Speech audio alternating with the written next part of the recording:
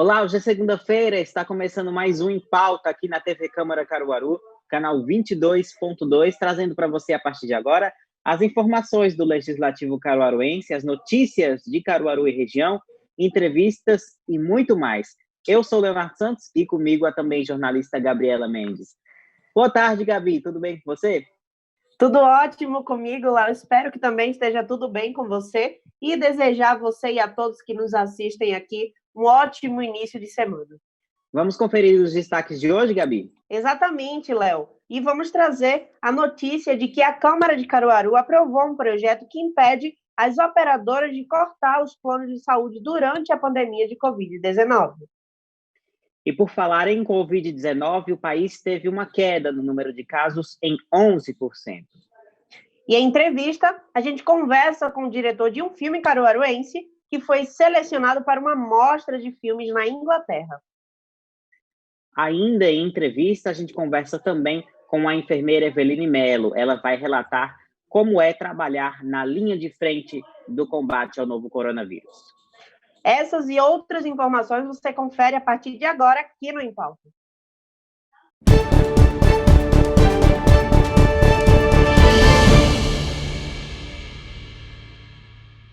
Na semana passada, a Câmara Municipal de Caruaru aprovou um projeto de lei para impedir que as operadoras de plano de saúde cortem os serviços por falta de pagamento durante a pandemia da Covid-19, Gabi. Verdade, Léo. E o presidente da casa, o vereador Lula Torres, do PSDB, traz mais informações sobre o assunto. Vamos conferir. Nós aprovamos na Câmara de Vereadores um projeto de minha autoria onde proíbe que qualquer plano de saúde deixe de lhe atender seus familiares por falta de pagamento da sua mensalidade. Até existir esta pandemia, nenhum plano terá o direito de barrar qualquer pessoa por falta de pagamento do plano de sua mensalidade. Isso foi um trabalho nosso, juntamente com toda a Câmara de Vereadores de Caruaru. E agora uma notícia boa, viu, Léo? De acordo com o Ministério da Saúde, a incidência de novos casos de Covid-19 caiu no Brasil em 11%. Que notícia maravilhosa, Gabi. Vamos conferir agora uma reportagem da TV Brasil sobre esse assunto. A tendência de desaceleração ainda precisa ser confirmada, mas o fato é que na última semana as contaminações pelo novo coronavírus no Brasil caíram em 11% e as mortes ficaram estáveis. Em números, foram cerca de 235 mil novos infectados e 7.300 óbitos. A maior parte desses infectados está concentrada em 3 estados, São Paulo, Minas Gerais e Bahia, e as mortes em São Paulo, Rio de Janeiro e Minas Gerais. O levantamento do Ministério da Saúde também mostra como a evolução da doença varia de região para região. O Sul foi a única região que apresentou aceleração da Covid-19.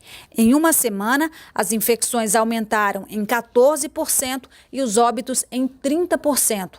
Santa Catarina, Rio Grande do Sul e Paraná tiveram os maiores números de mortes.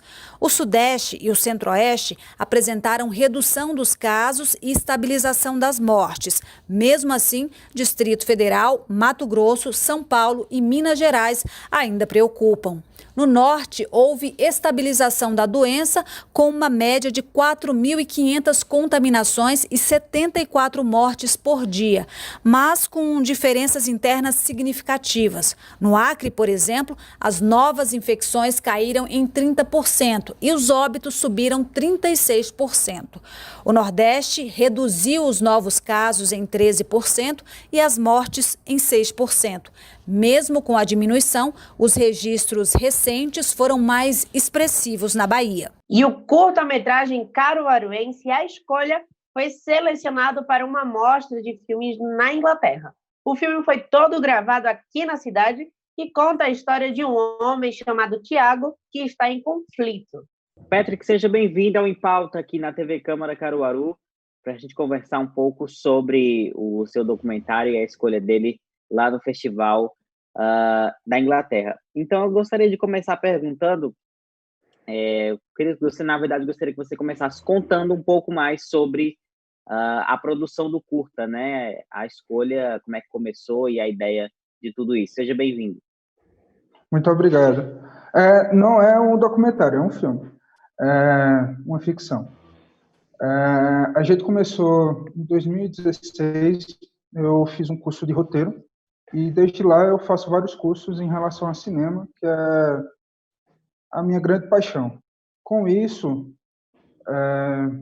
eu escrevi o roteiro baseado em algumas histórias que eu ouvi de algumas pessoas, e depois eu fui tentar gravar pela primeira vez, não deu certo com uns atores que eu conheci no TEA, e passou mais algum tempo, depois que eu fiz um filme antes dele, que foi Galega da Cadiza, aí deu repercussão, e Túlio Pitt, ele gostou da repercussão do primeiro filme e quis trabalhar comigo. A partir disso, eu fui pegar aquele roteiro de novo, que para mim tinha uma história muito boa, e eu queria refazer de um modo diferente. Eu assisti um videoclipe de um diretor americano, Raymond Corrine, que é um dos grandes diretores dessa época. Infelizmente, ele passou um tempo fora sem produzir por problemas, mas ele voltou e passou algum tempo dirigindo só videoclipe.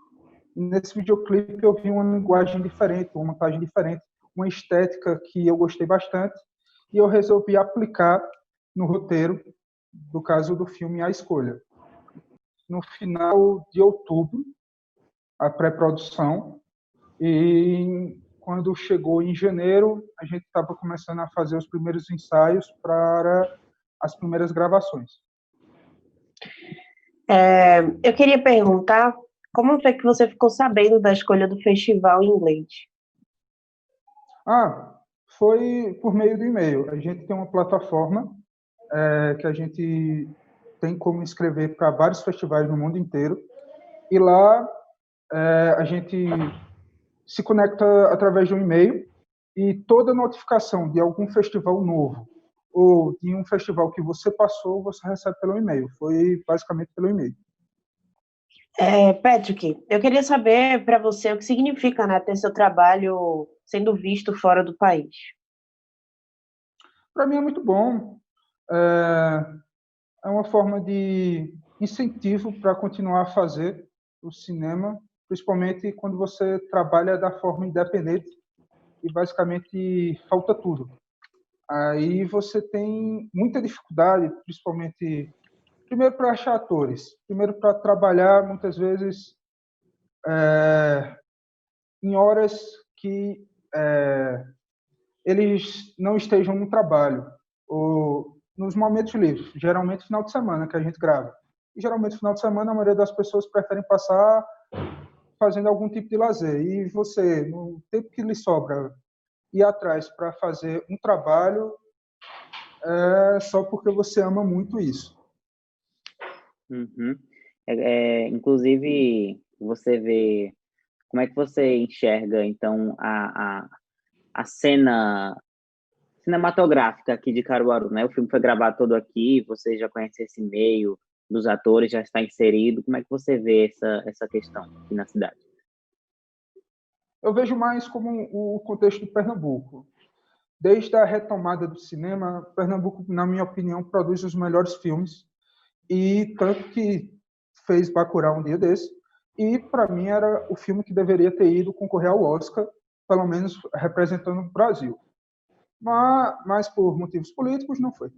A questão é que Pernambuco já há bastante tempo vem produzindo um cinema totalmente dele, contando histórias sobre a gente e da maneira, na minha opinião, mais fantástica que tem, com uma montagem diferente, ao mesmo tempo que consegue contar histórias universais, nós temos o nosso jeito de contar. Aí, com isso, eu acho que faz com que o cinema pernambucano se destaque, e com isso, aqui em Caruaru, a pessoa começa a ver, se um cara em Recife consegue fazer um filme, eu também consigo. E a partir disso, a primeira vez que eu vi que um filme conseguiu passar fora daqui foi com um filme de LDDO, que conhecia uma pessoa muito gente boa, e a partir daquele momento eu disse, se ele conseguiu passar em um festival internacional, que no caso foi um festival em Paris, um festival em Cannes, se eu não estiver enganado, ele conseguiu, eu vou me esforçar ao máximo para também conseguir. Que legal. Ô, Patrick, fala pra gente, né, e também para as pessoas, como é que elas podem assistir para a gente finalizar? Basicamente, daria para assistir através da plataforma do Filmway. Do Filmway não, da plataforma do festival. A única questão é que tinha que pagar o ingresso, que é uma taxa de $10, que é um valor um pouco salgado. Mas outra forma que as pessoas poderão assistir vai ser quando começar o Festival de Cinema daqui de Caruaru, que eu recebi a notícia que passou o filme também, e vai funcionar de forma online. Aí, se eu não me engano, vai ser no período de setembro que vai ocorrer o Festival de Cinema daqui de Caruaru. É a maneira que se tem para assistir. Por enquanto, eu não vou colocar em nenhuma plataforma nem aberta, porque para participar de festivais, você tem que deixar o filme o mais exclusivo possível. Tá certo, então. Muito obrigado, Patrick, pela sua participação. A TV Câmara está de portas abertas para receber você para falar de outras produções e outros trabalhos relacionados ao cinema aqui em Caruaru. Valeu, muito obrigado. O Em Pauta faz agora um rápido intervalo, mas não sai daí que a gente volta daqui a pouco.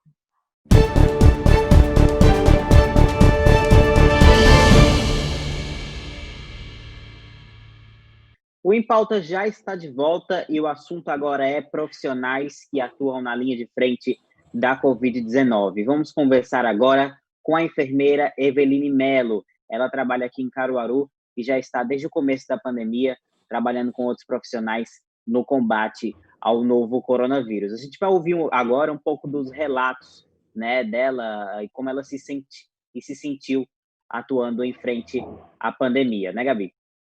Exatamente, lá a gente vai saber o ponto de vista dela profissional e também pessoal, né, que está longe da família e também se preocupar com as outras pessoas que ela atende diariamente. Eveline Melo, seja muito bem-vinda ao Em Pauta para a gente conversar um pouquinho sobre como é para você atuar aí na linha de frente. E eu já queria começar te perguntando, né, como é que você se sente estando aí justamente trabalhando à frente, né, dessa luta contra a doença que assustou e que assusta ainda todos nós. Mais uma vez, seja muito bem-vinda. Olá, muito obrigada. De antemão, agradeço muito por estar aqui com você. Para mim, tem um significado gigantesco poder falar sobre isso, porque o que a gente está passando, né, eu como profissional de saúde, sou enfermeira, é uma missão, né, está sendo um papel não muito fácil de estar à frente dessa pandemia, porque a gente está lutando contra tudo isso.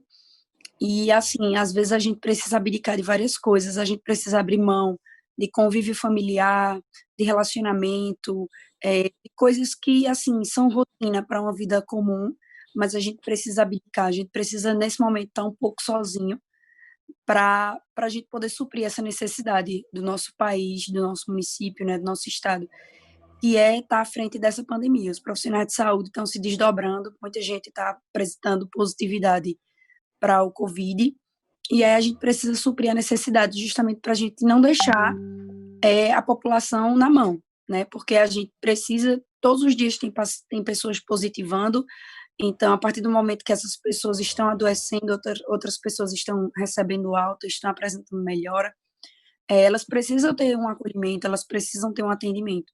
Então não pode faltar profissional, né? Então a gente tem que estar ali à frente disso. Uhum. Nos meses mais de pico, assim, digamos, da doença, já que a gente ainda não tem uma baixa tão significativa nos casos, né? Mas, assim, no pico mais alto que a gente viveu agora no mês de maio, abril, por aí, Como é que você viu toda essa situação é, assim, da visão do profissional, visto que a gente nunca passou por uma coisa parecida, né? A gente teve surtos de doença no passado, 2010, a H1N1, mas não foi tão forte como a Covid-19. Como é que você viu tudo isso desse ponto de vista profissional, assim, né? Já que você também já está atuando na área de saúde, né? Então, assim, foi muito complicado, né? Foi e está sendo, porque a gente vê um quantitativo de pessoas enormes sendo afetadas pela doença, não só adoecendo, né? Então, acaba sendo um problema, como o nome já diz, é uma pandemia, então é mundial, e que muita gente não dá importância. E para a gente isso é mais doloroso do que, às vezes, ver a própria morte das pessoas, porque você vê que aquela morte não está sendo valorizada. Aquela pessoa morreu e, tipo, não teve importância, né? Como a gente vê. Se morrer uma pessoa ou se morrer 70 mil, vai ter gente que não vai se importar, vai continuar fazendo tudo errado. Então, é como se essa doença tivesse vindo. Muita gente aprendeu, óbvio, muita gente está aprendendo, está, digamos assim, está se moldando, né? E, assim, a gente falar que é o novo normal, a gente não pode normalizar a morte, a gente não pode normalizar uma doença. A gente precisa se adaptar ao que está vindo, né? Porque as pessoas perguntam, até quando eu vou usar máscara? Até quando for necessário, né? Até quando eu vou usar álcool em gel nas mãos? Até quando eu vou lavar as mãos? Sempre. É uma rotina agora que virou de higienização, que já deveria ser rotina para nós, né? Mas as pessoas só associam a doença, né? Eu só limpo minha mão se eu pegar numa área que eu acho que tem infectado. Eu só uso a máscara se eu achar que eu estou numa área que é de risco para mim. Então, isso é errado. A gente tem que tornar isso um hábito nas nossas vidas e, principalmente no período do boom, né? Quando deu aquele pico na pandemia, da gente ter o cuidado redobrado. Então, foi justamente quando as pessoas queriam sair de casa e ficaram naquela inquietação. E, poxa, é difícil ficar 30, 60, 90, 120 dias dentro de casa. Mas é muito mais difícil ter um parente doente, ver um parente morrer e você olhar para o seu vizinho e seu vizinho está fazendo festa. Eu acho que é muito mais doloroso. Você vê que tipo, sua família está fazendo tudo para não adoecer e o vizinho não contribuir, né? Essas pessoas que dividem ruas, condomínios, apartamentos, e vê assim que na casa do vizinho está tendo festa, né? E você denuncia e essa pessoa ela não é multada, ela não sofre nada quanto a isso, porque não existe uma lei ainda no país que essa pessoa será penalizada para poder pagar por isso. Isso para as pessoas é muito mais doloroso, né? Como eu trabalho na linha de frente, eu ouço muito nos hospitais isso. São os próprios pacientes dizerem isso. Poxa, eu adoeci, mas eu não tive quase contato com ninguém, eu só tive contato com as pessoas da minha casa. Como foi que eu peguei? Provavelmente alguém da sua casa teve contato com alguém que não fez os cuidados necessários. Então, para eles, é justamente essa inquietação. Meu Deus, com quem eu peguei? Né? O que foi que eu fiz de errado? E, assim, é muito doloroso ver e ouvir tudo isso e ficar distante da família. Para mim, o que tem sido mais difícil é essa readaptação, né? De, por exemplo, uma entrevista aqui com vocês precisar ser online. A mesma coisa é aniversário. Aniversário da minha prima, todo mundo está online, sendo que não é a mesma coisa da gente abraçar. Minha família é aquela família de muito afeto, de todo mundo se ver, se abraçar, de passar um dia para comer xerém com bode, de fazer aquelas coisas assim, bem, bem nós mesmo, do Nordeste. E quando a gente chega e vê assim, meu Deus, vamos cantar parabéns por telefone, né? A gente não pode deixar passar em branco, mas é um incômodo, sente falta, principalmente dos mais próximos, mãe, pai, minha irmã, meu sobrinho, tem 4 anos, então a gente sente muita falta. É verdade, Eveline, desculpa. Então, com relação a essa questão do medo, né? Você sente medo por você, sente medo pela família, como é lidar com isso? O medo é presente todos os dias. Se você parar para pensar, foi como eu ouvi ontem, né? Uma amiga minha dizendo, é como se fosse uma guerra e todo dia eu acordasse para lutar pelas pessoas que muita gente não está nem aí. E eu estou lutando por essas pessoas, né? É uma guerra que eu não vejo a bala vir, é uma guerra que eu não vejo a bomba vir, mas a qualquer momento eu posso ser afetada. Então, a gente faz um processo de todos os dias, de paramentação e desparamentação, bem rigoroso, justamente para evitar infecção, né? Que eu me contamine, porque e eu ainda não tive, né, o vírus, então isso para mim é muito mais rigoroso, porque quem já teve, né, quem já testou positivo, acaba dando uma relaxada, uma descansada, porque diz, não, eu já tive, então eu já sou IgG positivo, eu não tenho mais risco de contaminação, mas queira quer não, a imunidade da gente pode a qualquer momento ser infectada de novo, né, saíram novos estudos que pessoas estão apresentando uma segunda baixa de imunidade e infecção para o Covid. E independente de qualquer coisa, não é só o Covid que está aí, né? A gente tem pessoas morrendo de tuberculose, de inúmeras doenças que são transmissíveis por via aérea, e a gente precisa ter esse cuidado com tudo. Mas o medo, principalmente para o Covid, porque quando a gente começa a ver o quantitativo de pessoas adoecendo, quando a gente começa a ver o quantitativo de pessoas morrendo numa rapidez que a gente nunca viu em outras doenças, dá medo. O coração da gente dá meio que uma acelerada de dizer, vai com calma. E para quem sofre de ansiedade, de inúmeros problemas aí, isso piora bastante. Então, como eu disse, é um medo bem presente todos os dias. Eveline, obrigado pela sua participação aqui no Em Pauta. Foi um relato emocionante, né? A gente saber da visão de um profissional que está atuando aí na linha de frente, e desejo a você sorte e também te parabenizar por ser mais uma profissional que está se doando, né, para que a gente passe por tudo isso mais rápido. Obrigado. Muito obrigada mesmo a oportunidade de estar aqui, de estar representando não só a mim, mas eu acho que toda uma categoria, e que possamos, né, ser vistos como profissionais, que possamos ser remunerados, que possamos ser reconhecidos, porque, como eu até disse uma vez já, que não adianta a gente só receber aplausos, né? Porque eu preciso de uma remuneração com qualidade, eu preciso de reconhecimento pessoal e profissional, né? Somos pessoas que estamos ali, justamente como você disse, frente a isso, que às vezes os profissionais não são remunerados e não são reconhecidos como merecem.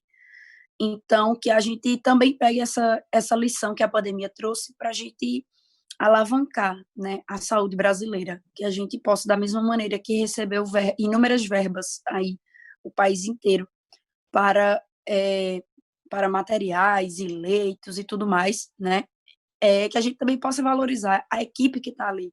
Não adianta eu comprar material se eu não tiver um ser humano ali que saiba mexer naquilo, que ele seja bem remunerado, né? Que ele vá todo dia trabalhar motivado, que ele acorde e diga, eu estou indo por isso, porque eu sou reconhecido, porque eu tenho uma valorização pessoal e profissional no que eu faço.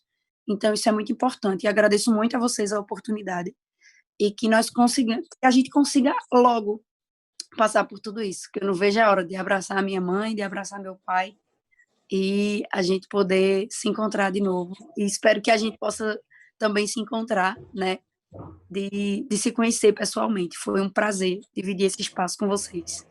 Com certeza. Muito obrigada, viu, Eveline? Que realmente a gente passe por isso em breve. Que isso acabe logo, né? Tá todo mundo com muita saudade das famílias, de se abraçar, de poder ter contato. A gente gosta disso. O Em Pauta dessa segunda-feira fica por aqui, mas a gente te espera na próxima quarta, trazendo para você mais entrevistas, informações do Legislativo e as notícias de Caruaru e região. Lembrando que você pode ajudar a fazer a pauta do nosso programa e também da programação da TV Câmara Caruaru através das nossas redes sociais, no Facebook e Instagram, @TV Câmara Caruaru. Até o próximo programa, Gabi.